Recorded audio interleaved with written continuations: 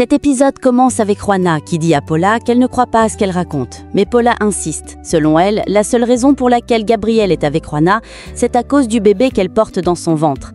Elle ajoute que lorsque le docteur Mendez a annoncé à Gabriel qu'une jeune fille avait été inséminée par erreur, celui-ci a immédiatement engagé un détective privé pour découvrir de qui il s'agissait. Et une fois qu'il a su que c'était Juana, il a enfin pu réaliser son obsession, avoir un enfant. Surprise et choquée, Juana lui demande depuis quand Gabriel est au courant. Paula répond que ce détail n'a pas d'importance et poursuit en affirmant que Gabriel est un homme très égoïste qui cherche désormais à se débarrasser d'elle parce qu'elle n'a pas pu lui donner de fils, l'héritier qui l'attend depuis si longtemps. Elle va plus loin en déclarant qu'une fois le bébé né, Gabriel fera l'impossible pour le garder avec lui et l'arracher à sa mère. Pendant ce temps, Enriqueta parle à Gabriel de la démission de Juana qu'elle soupçonne liée au ragot qui circule à la brasserie. Gabriel lui avoue que l'enfant que Juana porte est de lui. Enriqueta, très surprise, lui demande alors si les rumeurs à leur sujet étaient donc vraies. Gabriel nie et précise que Juana a été inséminée par erreur et qu'elle ignore qu'il est le père. Il lui confie également qu'il a rendez-vous avec Juana au restaurant et qu'il doit aller lui parler au plus vite. Au restaurant, Paula confie à Juana qu'elle va s'en aller uniquement parce que Juana a réussi à donner un fils à Gabriel, chose qu'elle-même n'a jamais pu faire. Juana, sur ses gardes, prend son sac et s'en va, méfiante. Paula, elle, reste attendre Gabriel et commande un verre. Camila tente de la joindre à plusieurs reprises, mais Paula refuse de décrocher. Au même moment, Rémi se rend chez Camila. Il lui reproche de ne pas avoir parlé à sa mère lors de leur dernière rencontre et lui demande de bien vouloir prendre soin d'elle. Mais Camila préfère éviter d'en discuter à la brasserie. Elle lui demande combien il veut pour se taire. De son côté, Gabriel appelle le restaurant pour s'assurer que la personne avec qui il a rendez-vous est déjà sur place. On lui confirme que oui, car Paula est encore là. De son côté, Jenny, énervée parce que Yadira lui a dit sur son flirt supposé avec Salvatore, étend le linge au soleil, en colère. Mais malgré tout, elle se met à penser à Salvatore. Au poste de police, Salvatore discute de Jenny avec Pacheco. Pendant ce temps, Gabriel arrive enfin au restaurant et est surpris de voir Paula à la place de Juana. Il lui demande ce qu'elle fait là et où est passée Juana.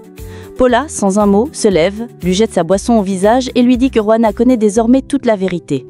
Elle l'accuse de ne s'intéresser qu'à l'enfant qu'elle porte et non à elle. Elle paie l'addition et tente de partir, mais Gabriel l'intercepte furieusement. À la brasserie, David parle à Daniela du scandale que Paula vient de provoquer dans l'entreprise. Daniela, elle, est peinée pour son amie. C'est à ce moment que Juana appelle Daniela et lui dit qu'elle a besoin de la voir de toute urgence, car quelque chose d'horrible vient de lui arriver. Daniela lui demande de l'attendre chez elle, s'excuse auprès de David et s'en va sans perdre une seconde. Dans le parking du restaurant, Gabriel demande à Paula si Juana va bien, mais celle-ci entre furieusement dans sa voiture, démarre et part sans un mot. Gabriel prend sa propre voiture et se lance à sa poursuite tout en essayant de joindre Juana au téléphone. Sans succès, le réseau ne passe pas. De leur côté, les gardes du corps de Gabriel le cherchent et commencent à s'inquiéter. Chez elle, Juana retrouve Daniela et la serre fort dans ses bras, les larmes aux yeux profondément bouleversées. Sur la route, Paula appelle Gabriel. Mais lors qu'elle parle au téléphone, un moment d'inattention lui est fatal. Elle aperçoit une voiture arrivant à vive allure en face. Elle tente de l'éviter mais perd le contrôle et chute dans un ravin très profond. Sa voiture s'écrase violemment. Gabriel, témoin de la scène, est pris de panique. Il crie son nom avec désespoir. Chez Daniela, Juana raconte en sanglots que Gabriel ne s'est jamais vraiment intéressé à elle, seulement à son bébé, car il en est le père. Étonnée, Daniela lui demande comment elle peut être certaine que Gabriel est bien le géniteur de l'enfant. Juana lui explique que c'est Paula qui est venue au rendez-vous au restaurant et qui lui a révélé la vérité. Elle se souvient également de ce que lui avait dit l'infirmière Carmen et comprend maintenant que c'est bien Gabriel le père de son enfant. Elle avoue que ses parents l'avaient mise en garde, qu'ils lui avaient dit que Gabriel chercherait à obtenir quelque chose d'elle, mais qu'elle n'avait pas voulu les écouter. Daniela lui répond qu'avant de tirer des conclusions, elles doivent s'assurer à 100% que le bébé est bien de Gabriel. Pendant ce temps, Gabriel et l'un de ses gardes-corps réussissent à sortir Paula inconsciente de la voiture. Ils appellent immédiatement une ambulance pour le transporter d'urgence à l'hôpital. Chez Josefina, Pepito, joyeux, lui dit que ses bonbons sont particulièrement bons aujourd'hui. On frappe à la porte. Pepito va ouvrir et revient en disant à Josefina qu'un certain Raymond Bravo est là pour la voir. Josefina demande au petit de s'éloigner et reste seule avec Raymond. Elle le regarde avec colère et lui demande comment il a eu l'audace de venir chez elle. Elle lui dit qu'elle le déteste et se met à pleurer en lui rappelant ce qu'il leur a fait. Raymond demande à voir ses enfants. À ce moment précis, Jenny et Felipe arrivent. Jenny, émue, embrasse son père, mais Felipe, lui, reste figé, le regard dur. Il le fixe de loin, sous le choc. Josefina, bouleversée, dit à Raymond qu'il est mort pour elle et s'enferme dans sa chambre. Felipe, de son côté, dit qu'il préfère s'en aller avant de perdre le contrôle et casser la figure à son père. Il quitte les lieux, le cœur chargé de colère. À l'extérieur, Margarita, l'autre fille de Raymond, discute avec les voisins. Elle leur révèle qu'elle est également une Bravo, la fille de Raymond Bravo. Les voisins, surpris, échangent des regards étonnés. À l'intérieur, Jenny accueille son père avec chaleur. Ce dernier s'excuse auprès d'elle. Jenny lui répond que ce sera difficile pour sa mère et son frère de lui pardonner, mais qu'en ce qui la concerne, elle n'a rien à lui reprocher. Elle pense qu'il devait certainement avoir une raison pour être parti. Ces mots font naître un sourire sur le visage de Raymond, qui la remercie sincèrement pour cette seconde chance qu'elle lui accorde. Dans son garage, Felipe, fou de rage, renverse tout sur son passage. Jamie, inquiet, lui demande de se calmer et de lui expliquer ce qui se passe. Felipe explose et lui annonce que son père, cet homme irresponsable, est revenu après plus de 25 ans d'absence, après les avoir abandonnés comme des chiens. Jamie, profondément peiné pour son ami, lui manifeste tout son soutien. De l'autre côté, une ambulance vient chercher Paula, tandis que Gabriel, le visage fermé, reste assis à ses côtés, inquiet. À la brasserie, Camacho remet des documents à Rogelio. Il lui confie avoir vu Camila et Réni ensemble et ajoute qu'ils avaient l'air de cacher quelque chose d'étrange. Pendant ce temps, Camila se remémore un souvenir terrible, la dernière fois où son père a voulu abuser d'elle. Elle l'avait alors menacée avec un pistolet. À l'usine, Carlos évoque l'oncle de Juana avec Enriqueta. Cette dernière n'apprécie pas sa jalousie et lui rappelle que leur histoire n'a pas fonctionné. Elle lui dit qu'ils ne se comprennent pas et qu'il serait préférable qu'ils restent amis. Chez elle, Josefina, en larmes dans sa chambre, confie sa douleur à la Vierge Marie. Elle dit qu'elle ne veut plus jamais revoir Raymond et se demande pourquoi l'amour fait aussi mal. Dans la cuisine, Raymond termine son repas et remercie Jenny. Cette dernière se souvient de son enfance avec lui. Les souvenirs ravivent quelques sourires et père et fille rient ensemble un instant. Peu après, Josefina et Felipe rentrent à la maison.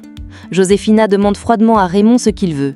Felipe, emporté par l'émotion, lui dit qu'il ressent plus d'affection pour des inconnus dans la rue que pour lui. Jenny tente de calmer son frère, mais Raymond reconnaît que Felipe a raison. Josefina, furieuse, demande à sa fille de ne pas se laisser berner par cet homme car il est un menteur. Raymond se lève alors, résigné, et dit qu'il vaut mieux qu'il parte. Il s'excuse à nouveau auprès de Josefina, avouant qu'il a commis une grave erreur et voulait simplement obtenir son pardon. Avant de partir, il promet à Jenny qu'il ne disparaîtra plus jamais, lui rappelle qu'il a son numéro de téléphone et s'éloigne tristement. À l'hôpital, Gabriel supplie le médecin de sauver Paula.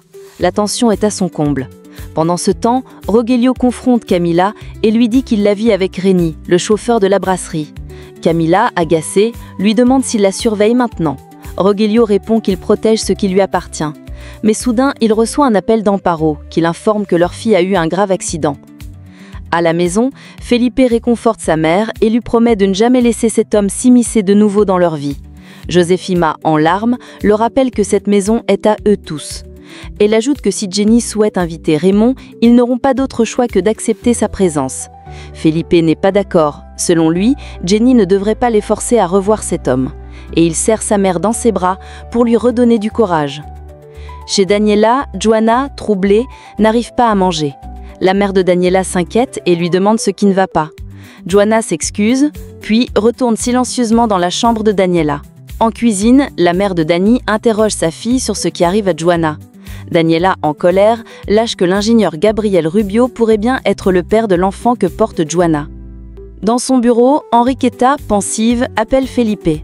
Elle lui demande ce qu'il veut d'elle. Felipe répond qu'il l'aime, qu'il pense à elle en permanence et qu'il se voit à ses côtés dans le futur. Il lui dit qu'il a hâte de la revoir et la supplie de lui donner une chance de lui prouver à quel point il tient à elle.